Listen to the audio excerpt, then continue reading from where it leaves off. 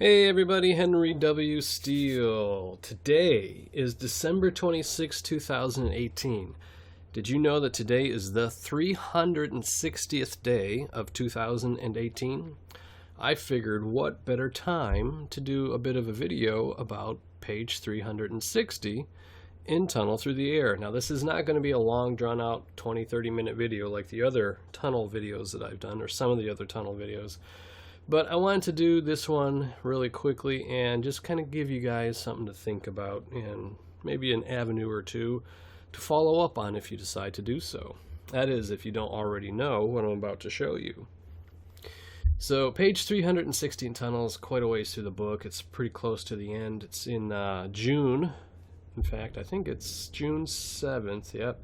On the night of June 7th, and that's 1932, so it's very close to the end of the war. We have this going on.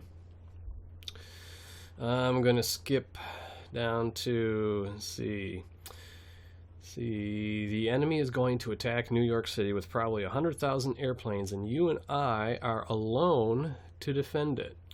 It will be the day of all days for you. And that was Colonel Edna Kenilworth telling him that.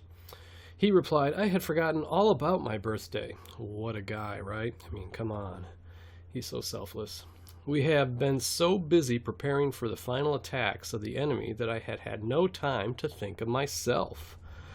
She reminded him that 5 years ago he arrived in New York just after his birthday, then of the birthday parties that he had had since, and that always something unusual happened around his birthday.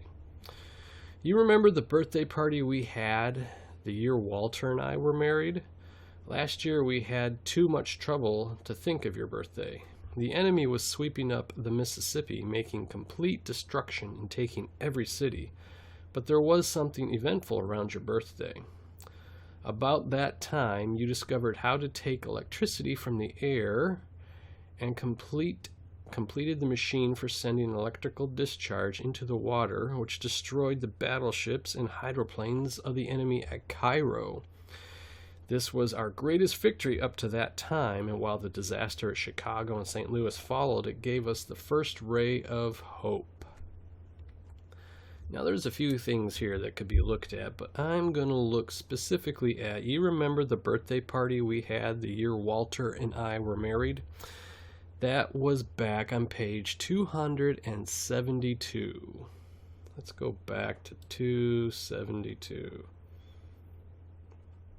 Right there, page 272. The birthday party was a great success. Robert spared no expense, and they talk about that. And then you and Edna are now reaching your heights of greatest bliss. This is basically when they're talking about getting married here. Now, if you'll notice the page numbers here, and these are actually a bit of a hint. 273, if you float the decimal, you'll get 27.3, which is the orbital period of the moon in days, 27.3.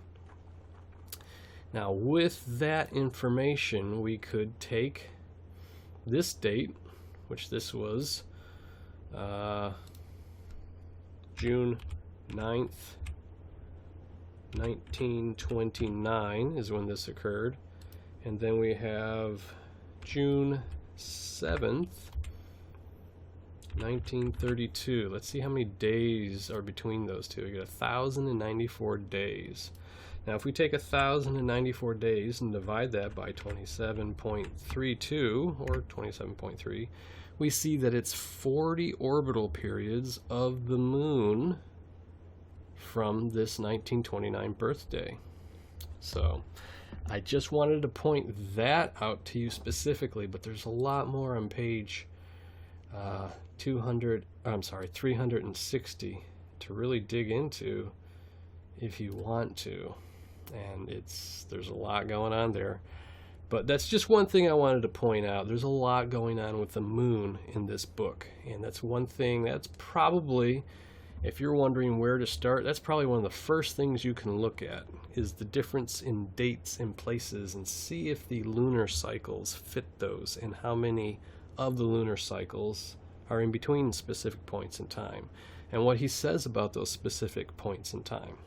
So anyway, video's 5 minutes long. It's just going to be a short one. I got to get back to what I was doing here at the house with the Christmas stuff going on. So I hope you guys have a wonderful week ahead. We'll talk to you tomorrow in the live forecasting video.